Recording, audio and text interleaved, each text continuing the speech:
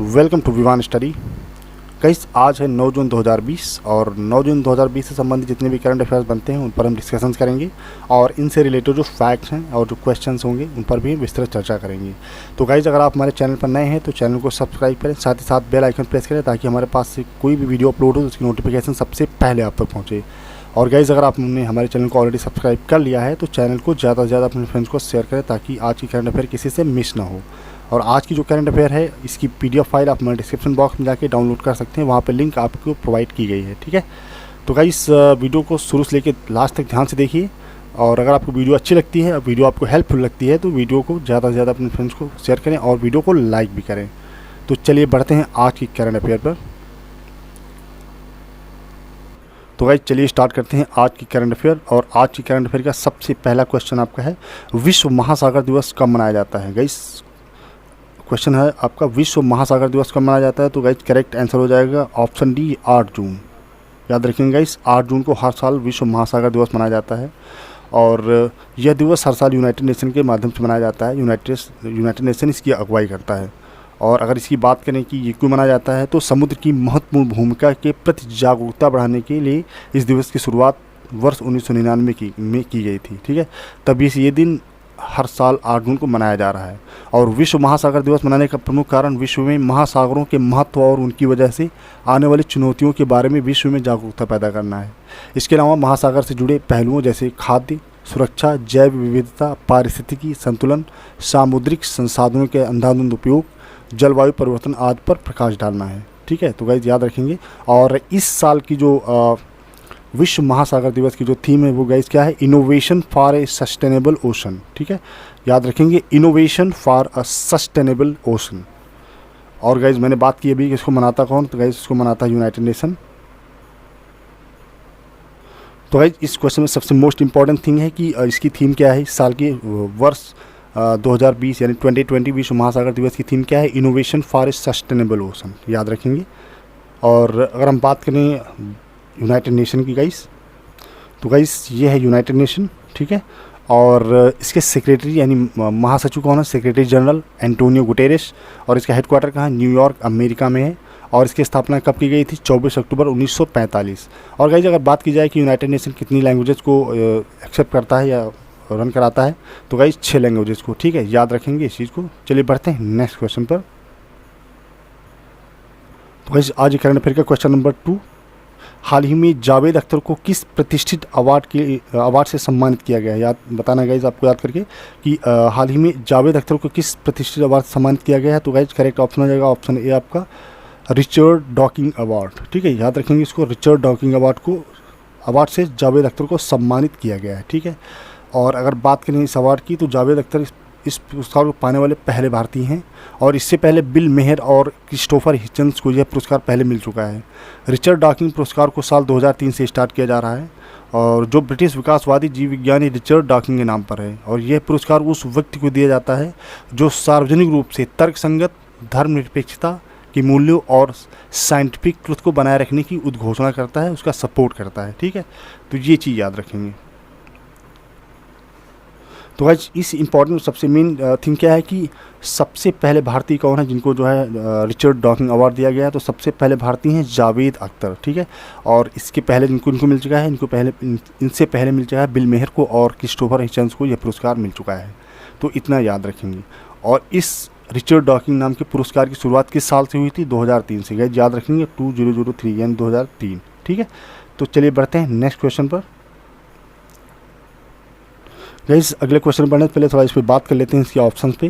तो जैसा कि ऑप्शन है आपका, रिचर्ड डॉकिंग अवार्ड दिया गया है। तो ये अवार्ड किसको दिया जाता है, मैंने बताया गाइस ये अवार्ड उस व्यक्ति विशेष को दिया जाता है जो सार्वजनिक रूप से तर्कसंगत, धर्मनिरपेक्षता के मूल्यों और साइंटिफिक ट्रुथ को बनाए रखने की उद्घोषणा करता है, उसको सपोर्ट करता है। ठीक है, तो इस चीज़ को याद रखेंगे। और अगर हम बात करें ऑप्शन बी की, संगीत कलानिधि अवार्ड, ऑप्शन बी।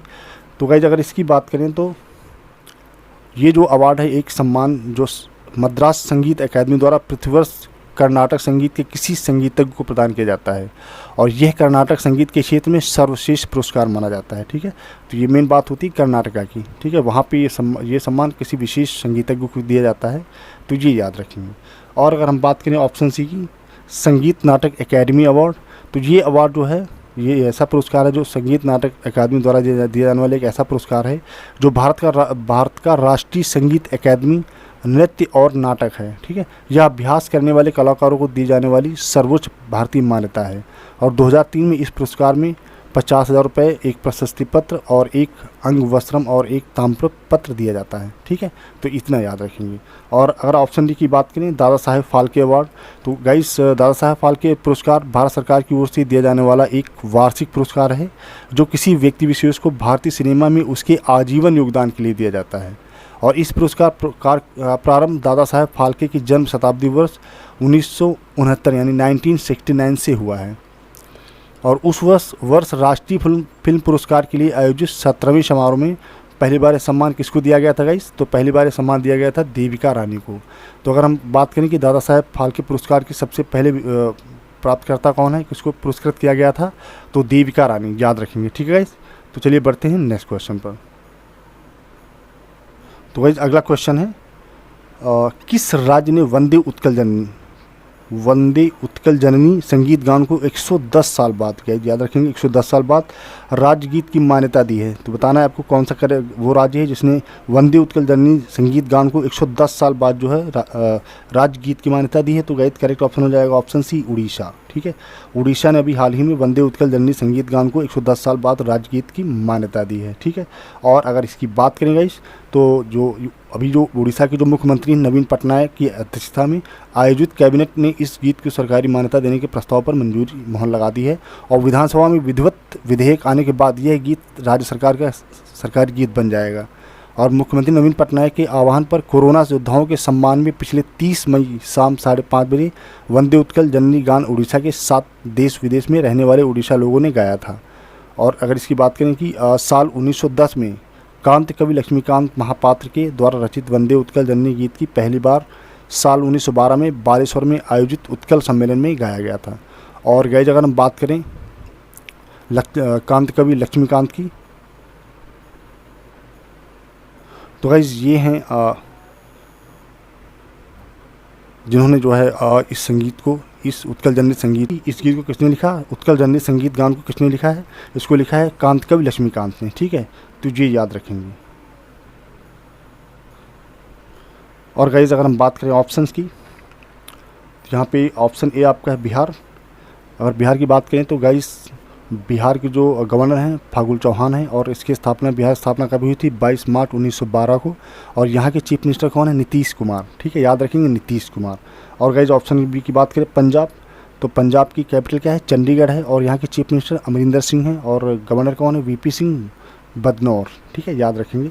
और गाइस हम बात करें तो उड़ीसा की, तो उड़ीसा की कैपिटल क्या है? भुवनेश्वर। और यहाँ के गवर्नर कौन है? गणेशी लाल। और चीफ मिनिस्टर कौन है? नवीन पटनायक। ठीक है, तो इतना याद रखेंगे।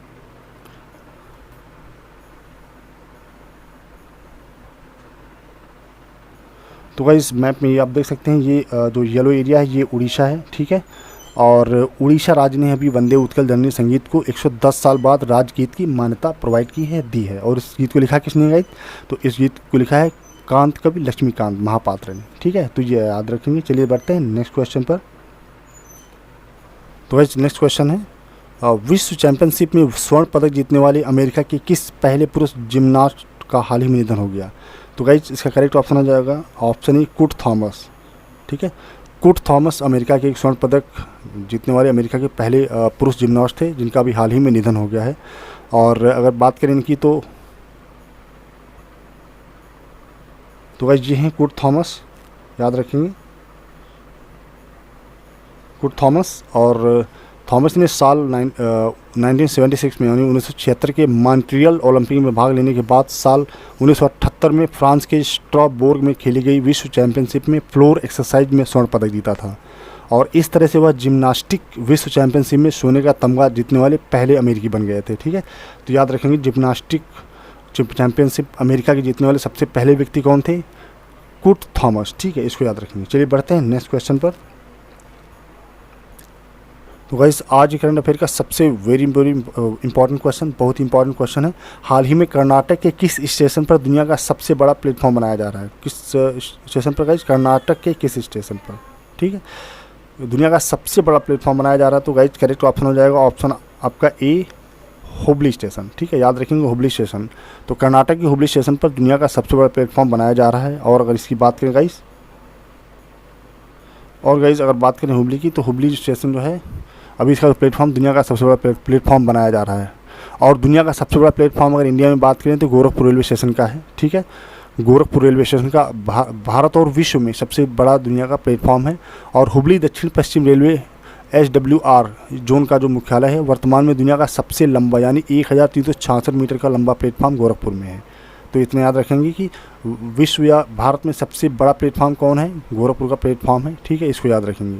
और हुबली स्टेशन का अभी हाल में बनाया जा रहा है और ये भी जो है सबसे बड़ा प्लेटफॉर्म बनाया जा रहा है। ठीक है, तो इसको याद रखेंगे। चलिए बढ़ते हैं नेक्स्ट क्वेश्चन पर। तो गाइस अगला क्वेश्चन है, फोर्ब्स की तरफ से जारी की गई, किसकी तरफ से गाइस? फोर्ब्स पत्रिका की तरफ से जारी की गई सबसे ज़्यादा कमाने वाली सेलिब्रिटीज़ की लिस्ट में एकमात्र भारतीय अभिनेता को 364 करोड़ रुपए कमाई करने वाले के साथ 52वां स्थान प्राप्त हुआ है। तो गाइस कौन है वो एक्टर? तो गाइस ऑप्शन आपका सी हो जाएगा, अक्षय कुमार। ठीक है, अक्षय कुमार। फोर्ब्स की तरफ से जारी की गई सबसे ज़्यादा कमाने वाले सेलिब्रिटी की लिस्ट में अक्षय कुमार एकमात्र भारतीय अभिनेता को 364 करोड़ रुपए कमाई के साथ 52वां स्थान प्राप्त हुआ है। इन्होंने 52वां स्थान प्राप्त किया है। और अगर फोर्ब्स की बात करें तो फोर्ब्स 2020 की सबसे ज़्यादा कमाने वाले सेलिब्रिटी की लिस्ट में अक्षय कुमार एकमात्र भारतीय सेलिब्रिटी हैं। तो गाइस ये हैं अक्षय कुमार और ये बॉलीवुड एक्टर हैं। ठीक है, जिन्होंने अपनी जगह बनाई है। और अक्षय कुमार ने इस सूची में हॉलीवुड एक्टर्स विल स्मिथ और जेनिफर लोपेज जैसे दिग्गजों को पीछे छोड़ दिया है। अभी सबसे आगे हैं। जून 2019 में मई 2020 के बीच अक्षय कुमार की कुल कमाई 48.5 मिलियन डॉलर्स यानी लगभग 365 करोड़ रुपए आंकी गई है। और अक्षय कुमार लिस्ट में 52वीं पोजीशन पर हैं। ठीक है, तो ये याद रखेंगे। चलिए बढ़ते हैं नेक्स्ट क्वेश्चन पर। तो गाइस अगला क्वेश्चन है, हाल ही में किस प्रसिद्ध कन्नड़ अभिनेता का दिल का दौरा पड़ने से 39 साल की उम्र में ही निधन हो गया? तो गाइस इसका करेक्ट ऑप्शन हो जाएगा ऑप्शन ए, चिरंजीव सरजा। ठीक है, इसको याद रखेंगे, चिरंजीव सरजा। और गाइस अगर बात करें चिरंजीव सरजा की, तो गाइस ये हैं चिरंजीव सरजा। ठीक है, और कन्नड़ एक्टर चिरंजीव, इनका हाल ही में निधन हो गया, जो कन्नड़ एक्टर हैं। और चिरंजीव सरजा का 39 वर्ष के थे इस जो है जब उनकी डेथ हुई है। और चिरंजीव सरजा कन्नड़ फिल्मों के फेमस एक्टर थे। वह एक फिल्मी परिवार से आते थे। वे एक एक्टर ध्रुव सरजा के बड़े भाई थे। साउथ के एक्शन किंग कहे जाने वाले अर्जुन सरजा उनके चाचा हैं। चिरंजीव के ने साल 2009 में कन्नड़ फिल्म वायुपुत्र से डेब्यू किया था। अपने करियर में उन्होंने कुल 22 कन्नड़ फिल्मों में काम किया था। और अभी हाल ही में दिल का दौरा पड़ने से 39 साल की उम्र में इनकी डेथ हो गई है, मृत्यु हो गई है, तो इसलिए अभी चर्चा में है। ठीक है, तो चलिए बढ़ते हैं नेक्स्ट क्वेश्चन पर। तो गाइस नेक्स्ट क्वेश्चन है, हाल ही में संयुक्त राष्ट्र ने किस युद्धग्रस्त देश में दी जाने वाली सहायता राशि में कटौती करने का निर्णय किया है? संयुक्त राष्ट्र ने किसने किया? गाइस संयुक्त राष्ट्र ने किस देश में दी जाने वाली सहायता राशि में कटौती करने का निर्णय किया है? तो गाइस करेक्ट ऑप्शन हो जाएगा इसका ऑप्शन ए, यमन।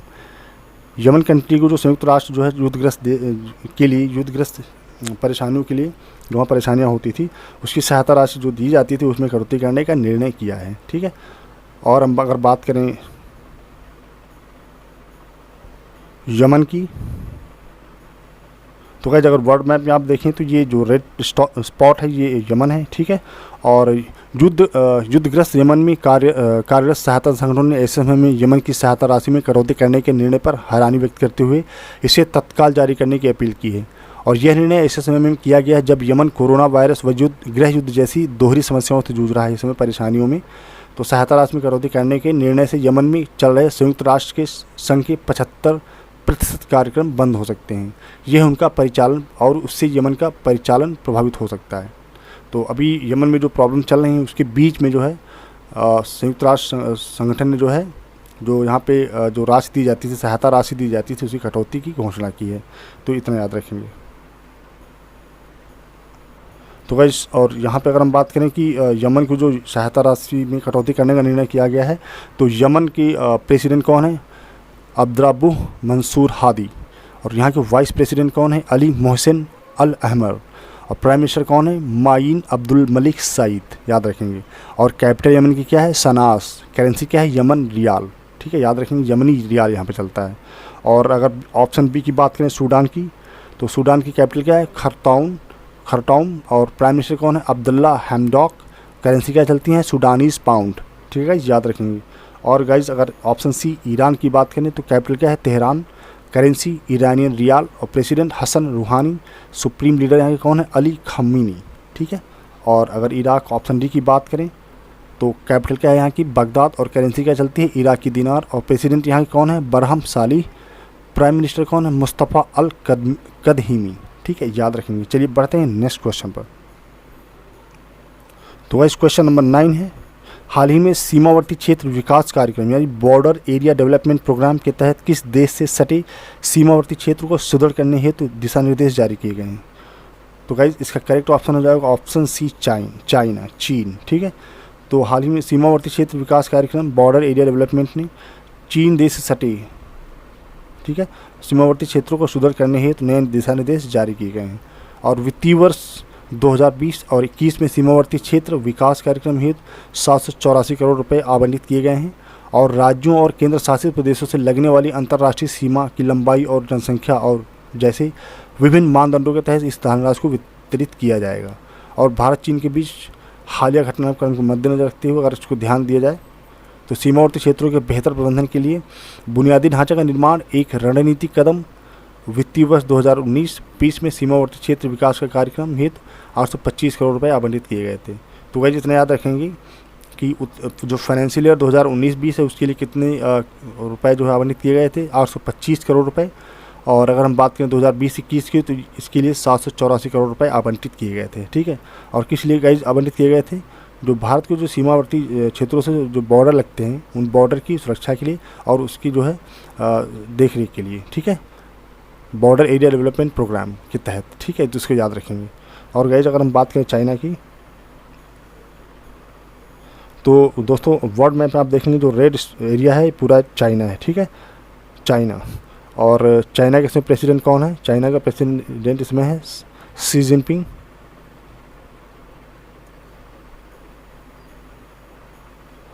तो गाइस जितना याद रखेंगे। चलिए बढ़ते हैं नेक्स्ट क्वेश्चन पर।